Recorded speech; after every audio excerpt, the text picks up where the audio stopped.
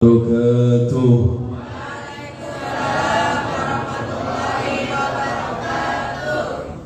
Bismillahirrahmanirrahim.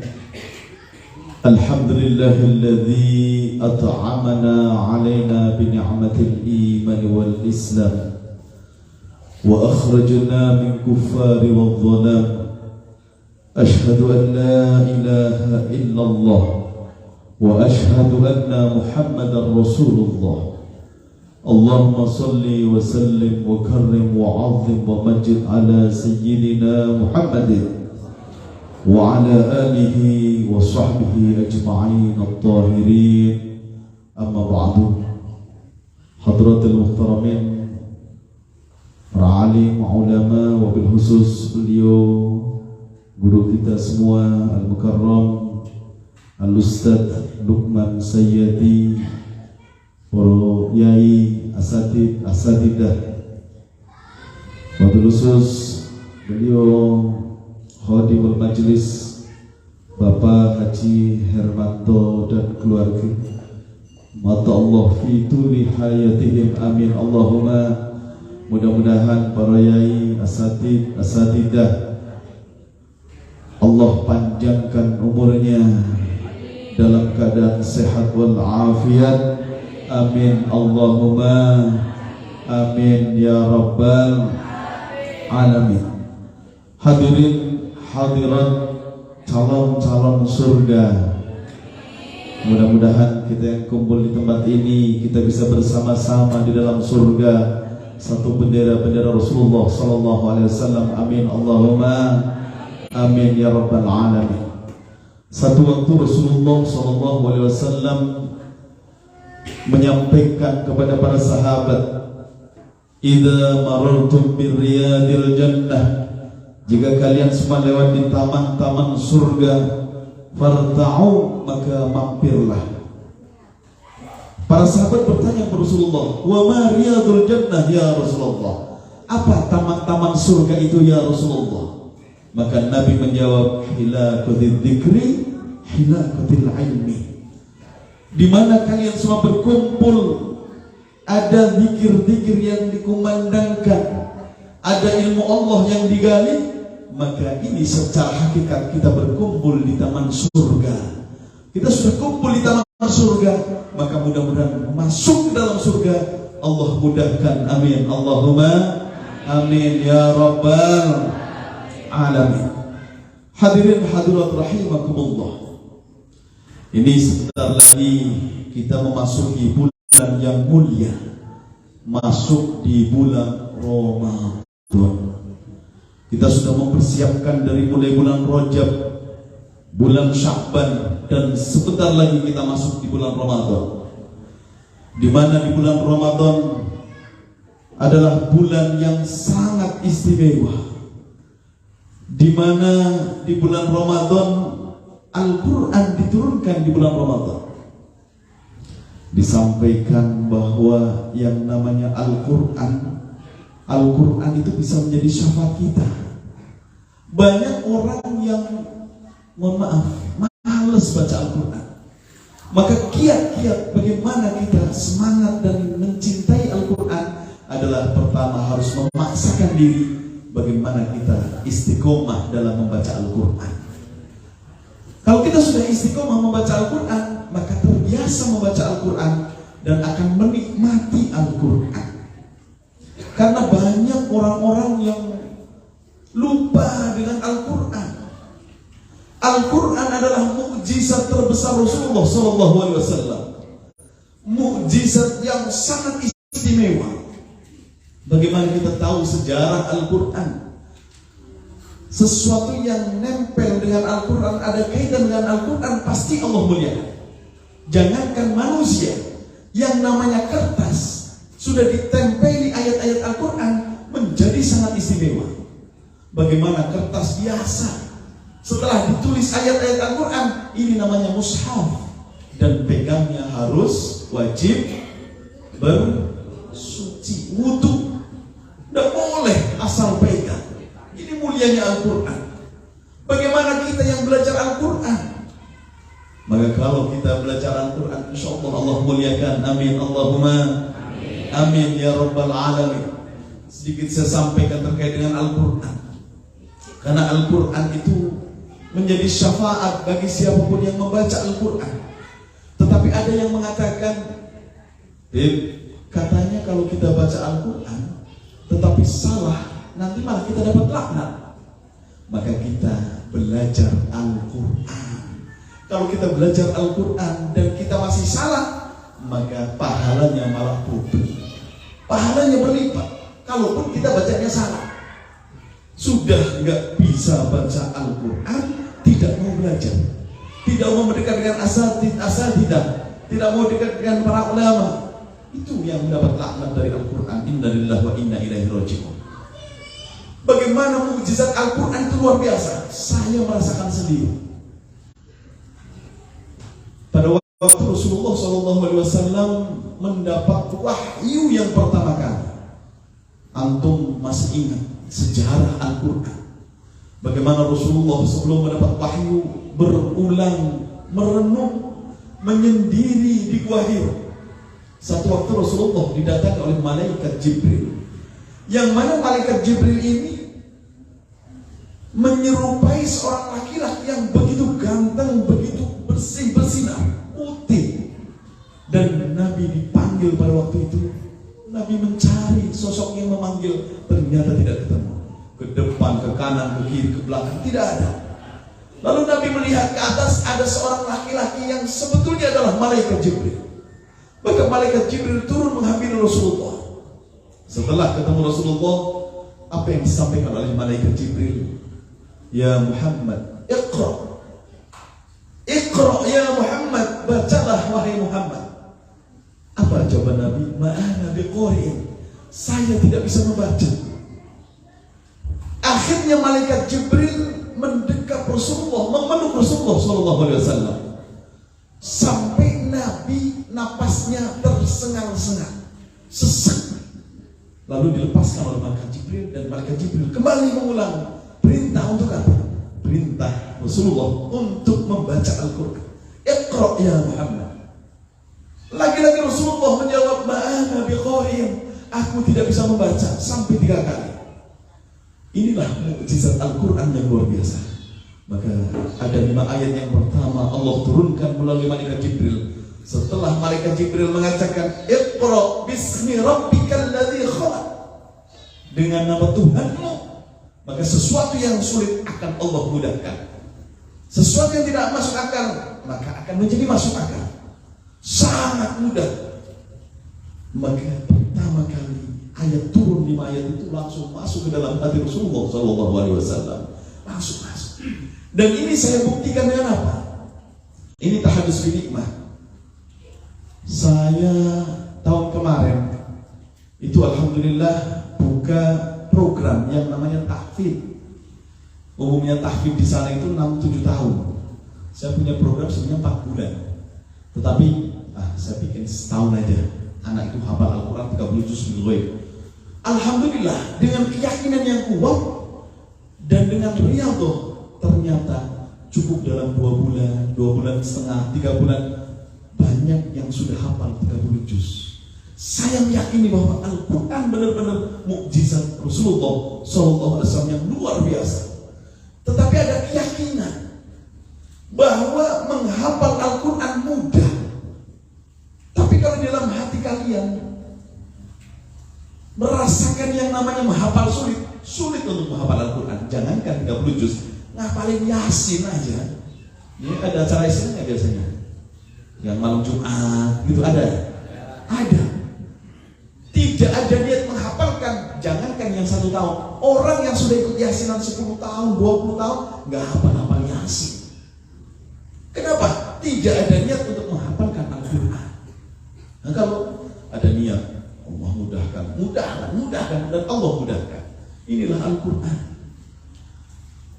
Saya ingat apa yang disampaikan oleh Rasulullah, bahwa yang namanya surga itu selalu merindukan 4 golongan. Al-jannatu mustaqatun ila arba'atin nafarin. Surga itu merindukan 4 golongan. Yang pertama dikatakan oleh Rasulullah adalah siapa? talil Quran. Orang yang membaca Al-Qur'an. Ini kalau Habib tanyakan, kalau tilawah artinya apa? Terjemahnya membaca. Kalau qiraah membaca. Sama. Tapi coba kalau kita buka tafsir Al-Qur'an. Apa makna qiraah? Qiraah membaca. Kalau kita membaca Al-Qur'an, satu huruf mendapat pahala 10. Tapi kalau makna dari tilawah adalah membaca Al-Qur'an, memahami isi Al-Qur'an, menghayati kandungan Al-Qur'an, dan mengamalkan Al-Qur'an. Mengamalkan Al-Qur'an, maka akhlak kita menjadi akhlak Al-Qur'an. Dan ini masuk kategori orang yang dirindukan surganya Allah, bukan qari'ul Qur'an, tapi redaksinya lafadznya adalah talil Qur'an. Maka orang yang pertama dirindukan oleh surganya Allah Subhanahu wa ta'ala adalah talil Qur'an, orang yang membaca Al-Qur'an, memahami isi Al-Qur'an, dan mengamalkan Al-Qur'an. Bagaimana kita bisa mengamalkan Al-Qur'an? Karena ada cinta di hati kita dengan Al-Qur'an. Bagaimana kita bisa mencintai Al-Qur'an? Karena kita istiqomah untuk membaca Al-Qur'an. Coba Bapak Ibu sekalian, coba istiqomahkan. Tidak usah sekarang lama tidak baca Al-Qur'an, tiba-tiba baca langsung 10 juz. Tidak usah. Baca berapa ayat, selembar atau 5 ayat atau 20 ayat, tapi istiqomah. Istiqomahkan, maka akan muncul yang namanya menikmati untuk membaca Al-Qur'an. Dan lama-lama setelah menikmati membaca Al-Qur'an, meninggalkan untuk membaca Al-Qur'an adalah sesuatu yang sangat menyedihkan di dalam hati kita. Orang yang selalu istiqomah untuk membaca Al-Qur'an, ini bisa dibuktikan. Strategi ibu bapak sekalian, pengen menikmati membaca Al-Qur'an adalah yang pertama harus dipaksa. Saya yakin banyak sekali orang-orang yang malas untuk baca Al-Qur'an. Kadang membuka saja sudah ngantuk matanya. Dibuka baru baca, baru niat baca aja udah mulai yang tadinya meleknya kuat, tiba-tiba udah mulai wow gitu loh. Iya, jadi ngantuk gitu loh. Itu hati-hati. Nah, kalau sudah seperti itu, paksa, lama-lama menjadi kenikmatan dalam membaca Al-Qur'an. Setelah menikmati membaca Al-Qur'an, dalami isi Al-Qur'an dan amalkan apa yang ada di dalam Al-Qur'an. Maka masuk kategori orang yang dirindukan oleh surganya Allah Subhanahu wa ta'ala. Yang kedua, yang dirindukan oleh surganya Allah Subhanahu wa ta'ala, yaitu wahafidhul lisan. Orang yang bisa menjaga lisannya.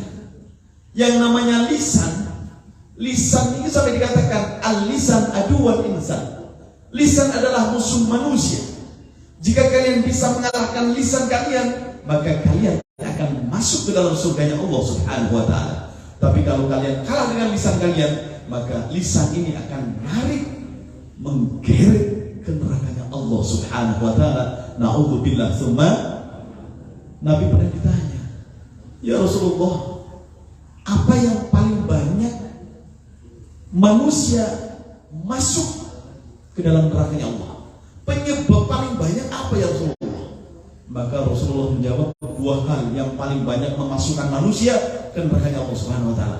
Yang pertama adalah lisannya, yang kedua adalah kemaluannya. Ini paling banyak, maka jaga dan jaga. Lisan ini kalau kita tidak jaga, tidak bisa menjaga lisan kita, begitu nikmatnya lisan kita untuk apa? Untuk ghibah. Coba menggunjingkan orang. Semalaman ngobrol itu kuat. Seharian berjam-jam ngomongin dari tetangga yang satu ini, dikupas. Dari mulai bapaknya, ibunya, anaknya, dikupas. Tidak selesai. Setelah itu sebelahnya, tidak selesai. Tapi kalau kita bisa mengalahkan lisan kita, wah, yang tadinya senangnya ngegunjing, gosip dan sebagainya, innalillah, ini bahaya ini. Kalau saya sering ngegunjing, nanti lisan saya narik ke neraka. Hanya dirubah, yang tadinya senang ngegunjing diganti senangnya zikir kepada Allah Subhanahu wa ta'ala. Bertasbih, bertahmid, bertahlil, bertakbir, istighfar, sholawat. Jadi menikmati yang namanya zikir-zikir kepada Allah Subhanahu wa ta'ala dengan model yang macam-macam itu tetap nikmat. Subhanallah walhamdulillah wa la ilaha illallah wallahu akbar. Subhanallah walhamdulillah wa la ilaha illallah wallahu akbar. Luar biasa. Saya melihat, apunten, saya pertama datang ini sekarang ini, pertama kali. Tetapi apa? Saya bisa meyakini bahwa kalian adalah orang-orang yang biasa zikir kepada Allah Subhanahu wa ta'ala. Kenapa?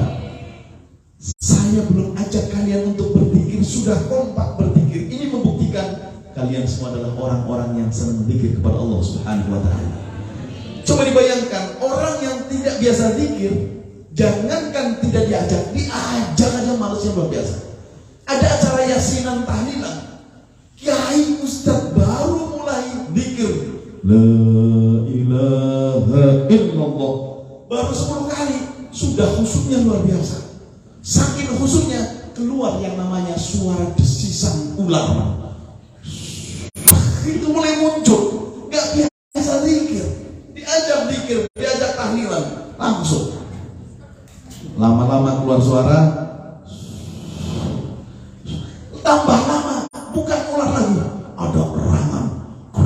Wah, macannya datang ini mulai. Itu kenapa? Karena tidak biasa zikir. Dan lama-lama bikin bulu, kerencas, adik itu, karena tidak terbiasa zikir. Tapi kalau terbiasa zikir, masya Allah, jangankan diajak, tanpa diajak-ajak kompak, alhamdulillah. Mari sama-sama, subhanallah walhamdulillah ilaha illallah wallahu akbar. Subhanallah walhamdulillah wa la ilaha illallah wallahu akbar. Nikmat, alhamdulillah. Apalagi dengan yang di lagu-lagu itu Habib satu Solo yang terkenal, Habib siapa? Habib Syekh. Subhanallah walhamdulillah wa la ilaha illallah. Subhanallah walhamdulillah wa la ilaha illallah. Allah, Allahu Allah, ya Allah. Nikmat karena biasa zikir kepada Allah Subhanahu wa ta'ala. Maka jaga lisan kita. Salamatul insan bihifdzil lisan. Selamatnya manusia karena bisa menjaga lisannya. Coba kita bayangkan, gara-gara lisan, jangankan antar kampung, antar negara bisa perang gara-gara lisan. Kita ambil contoh, satu kampung coba nantang kampung lain, keluarin kampung, keluarin, datang semua bawa parang, bawa senjata, akhirnya perang antar kampung gara-gara apa? Lisan. Di jalan, tadi saya sempat ngobrol sama Kiai Joker, ngobrol di jalan. Yang namanya di jalan itu melatih kesabaran, gitu loh. Kenapa? Kalau kita berpikir selalu amal, selalu pahala, luar biasa. Langkah kita selalu pahala. Contohnya apa? Di jalan pun menjadi ajang pahala. Pada waktu kita bawa mobil, kita bawa motor, ada yang nyelip, jangan kan nanti bahasanya keluar semua. Wah, diselip marah. Ada seperti itu, banyak. Akhirnya apa? Saking marahnya, dibuka kaca, diludahin, akhirnya berhenti jadi ribut, jadi berantem. Tapi kalau lihat, oh biar barangkali Barangkali dia lagi gugupan, ada sesuatu yang tidak bisa ditinggalkan. Mungkin mau ke rumah sakit, mungkin mau kemana-kemana. Kasih kesempatan, bikin dia senang. Ajang pahala, di jalan aja banyak untuk ajang pahala. Maka benar Allah Subhanahu wa Ta'ala menciptakan manusia dan jin. Untuk apa? Tujuannya adalah untuk beribadah. Semua langkah bisa dihitung ibadah. Langkah kita semua ibadah. Dari mulai kita bangun tidur sampai di dalam tidur pun, kalau kita ngerti ilmunya, semuanya ibadah. Bagaimana kita mengikuti sunnah Rasulullah SAW. Dalam tidur bisa malaikat memintakan ampunan kepada kita karena kita niat ikuti sunnatullah, apa yang diajarkan oleh Rasulullah SAW. Maka jaga lisan kita. Di jalan jaga. Sekarang banyak gara-gara hal sepele. Ngomong sembarangan menjadi apa? Menjadi masalah. Yang ketiga yang dirindukan oleh surga Allah Subhanahu wa Ta'ala adalah wa mut'imil ji'an. Orang yang memberi makan orang-orang yang kelaparan. Kita lihat tetangga kita nggak bisa makan, kita kasih makan. Saudara kita, teman kita, karib kita, semua. Saya melihat ada tetangga kita yang nggak bisa makan, kasih makan. Begitu orang yang dirindukan oleh surga Allah Subhanahu wa Ta'ala. Jadilah orang yang dermawan. Orang yang dermawan itu Masya Allah selalu dirindukan oleh surganya Allah Subhanahu wa Ta'ala. Dan yang terakhir, orang-orang yang dirindukan surganya Allah adalah washaimina fi syahr Ramadan. Orang yang berpuasa di bulan Ramadan. Sebentar lagi kita menghadapi Ramadan. Kita ingat, ya ayyuhalladzina amanu kutiba alaikumusiyam kama kutiba alal ladzina min qablikum la'allakum tattaqun. Kita semua diperintahkan oleh Allah Subhanahu wa Ta'ala untuk apa? Berpuasa. Dengan kita berpuasa, menjadi kita orang yang takwa kepada Allah Subhanahu wa Ta'ala. Karena yang namanya puasa itu bisa dikatakan babul ibadah, pintunya ibadah. Kalau orang berpuasa yang tadinya senang maksiat pasti ngerem. Eman kalau bahasa Jawa itu sayang. Saya itu puasa udahlah, yang biasa ngegunjing orang, diam dulu nih lagi puasa, jangan dulu gunjing nanti kalau udah batal. Ada seperti itu, karena ngerem hanya nggak gunjing seterusnya. Jadi pintunya ibadah. Yang tadinya maksiat, saya lagi puasa, sayang laparnya, sayang hausnya, saya akan jaga. Babul ibadah. Kalau kita puasanya benar, puasanya bukan hanya menahan lapar dan haus, maka kita bisa masuk kategori la'allakum tattaqun, menjadi jiwa-jiwa yang takwa kepada Allah Subhanahu wa Ta'ala. Takwa. Dan dikatakan kita harus tahu tandanya orang takwa. Banyak sekali tandanya orang takwa. Di antara tandanya orang takwa, sedikit saya sampaikan. Orang yang bertakwa adalah siapa? Alladzina yunfiquna fis sarra'i wad dharra. Orang yang menginfakkan hartanya dalam kondisi susah maupun senang, dalam kondisi miskin maupun kaya. Ada yang tanya, Beb, kalau miskin sudah jelas, mau ngeluarin gak ada uang, kok miskin dan kaya? Coba saya tanya, kalau orang miskin ngeluarin, dia punya uang 100.000, ngeluarin 1.000 sampai 10.000, enteng apa enteng? Enteng. Ngeluarin 1.000, 2.000, 5.000, 10.000. Tapi kalau orang yang kaya, hartanya sudah triliunan, anggaplah 1 triliun, zakatnya 2,5%, yang wajib dia keluarkan 2,5%. Ada rasa berapa dikeluarinya? 250 juta apa 2 miliar? 2,5 miliar. 1 triliun yang wajib dia keluarkan karena bukan haknya, 2,5 miliar. Coba orang yang triliun kalau semuanya mengeluarkan zakatnya 2,5%, luar biasa. Nggak ada orang fakir gitu. Karena sayang, semakin kaya semakin sayang. Ini yang wajib. Jangan cerita yang sunnahnya, jangan cerita infak yang sunnah. Yang wajibnya zakat yang wajib dikeluarkan itu ada rasa sayang dan tidak dikeluarkan. Makanya dikatakan alladzina yunfiquna fis sarra'i wad dharra. Orang yang takwa adalah yang mengeluarkan hartanya dalam kondisi fakir maupun kaya, dia mengeluarkan hartanya. Wal kadhiminal ghaidh, dan orang yang takwa adalah orang yang mampu menahan amarah. Saya yakin namanya manusia pasti punya sifat marah, tetapi bagaimana kita bisa merem jangan sampai kita marah. Sampai dikatakan Rasulullah, la taghdab falakal jannah, sampai Nabi mengatakan 3 kali, jangan kamu marah maka surga kamu akan dapat. La taghdab falakal jannah, la taghdab falakal jannah, jangan engkau marah maka surga engkau akan dapatkan. Karena marah ini begitu mudah, karena marah dari syaitan. Sampai dikatakan kalau kita marah dalam posisi berdiri, maka duduklah kita. Jadi kalau bapak ibu lagi marah dalam posisi, karena marah itu dari syaitan. Jadi hawanya pengen di atas, sombongnya muncul, pengen lebih tinggi. Setelah itu, kok duduk masih marah, posisikan tidur. Tidur masih marah, ke kamar mandi, wudu, masih marah, udah, insyaallah marahnya hilang. Maka kita harus menahan yang namanya marah. Itulah tandanya orang takwa, termasuk wa'afina anas, mudah memaafkan manusia.